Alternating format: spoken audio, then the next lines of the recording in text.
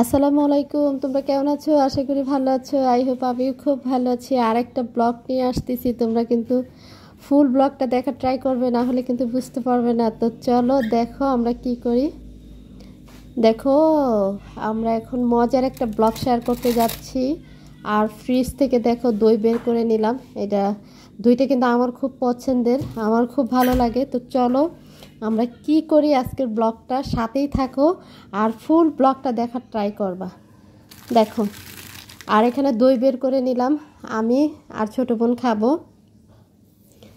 খুব মজার দইটা, কারণ ফুল দইয়ের ব্লগটা কিন্তু দেওয়া হয়নি, এই জন্য দেখো।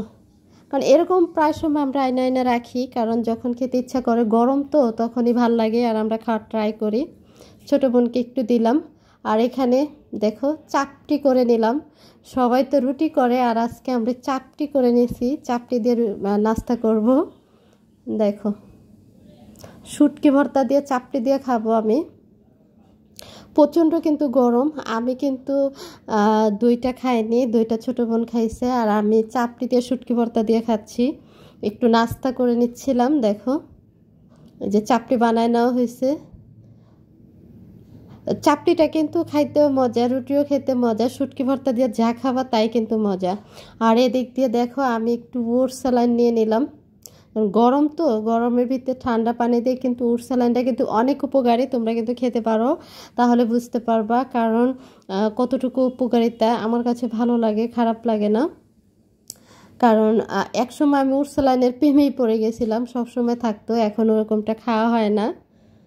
তো ওটস স্যালাইনটা কিন্তু খাওয়া শেষ, এখন চলে আসছি ভাইয়ের ঘরে। দেখো ভাইয়ের ঘরের অবস্থাটা কি করে রাখছে।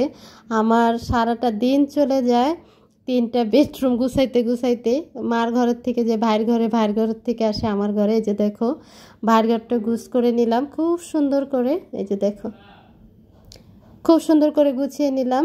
আর এই যে দেখো লুঙ্গিগুলা মা ধুয়ে খুব সুন্দর করে গুছিয়ে রাখছে। কারণ এমন একটা দুইটা ভাই আমার, একটা না দুইটা, কারণ একদম অলস, কোনো কাজ করতে চায় না। আর এই তো ছোটোটা চলে গেছে ভার্সিটিতে, একদম আর কম্পিউটার টেবিলটা একদম ফাঁকা পড়ে রয়েছে। তো আমি চিন্তা করলাম একটু গুছিয়ে নিই, তারপর আমি এডিটিংয়ের কাজ শুরু করব। তো যাই হোক, এই যে আমি গুছিয়ে নিলাম।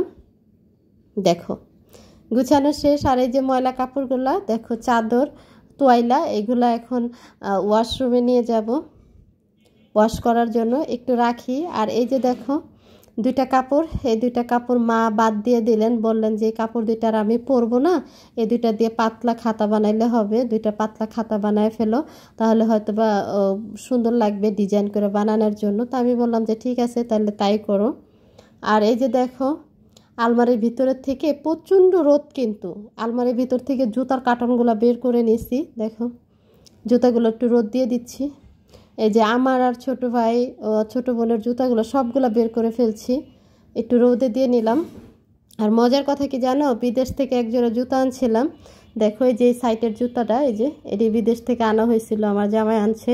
একদম চামড়া মামড়া উঠা শেষ, এখন এগুলো পরাই যাইতেছে না। আমিও খুব সুন্দর করে সুযত্ন করে ধুয়ে দিচ্ছি, কিন্তু ছিঁড়ে নাই।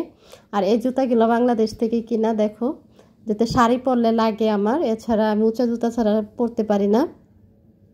আর এই যে দেখো কাপড় চোপড় ধোয়ার জন্য আসছিলাম, কিন্তু আজকে কিন্তু কাপড় ধোয়া হবে না, ভাগ্যটাই খারাপ। কিন্তু বাসায় কারেন্ট ছিল না, ওয়াশিং মেশিনে যে দেব তার কোনো অপশন নেই।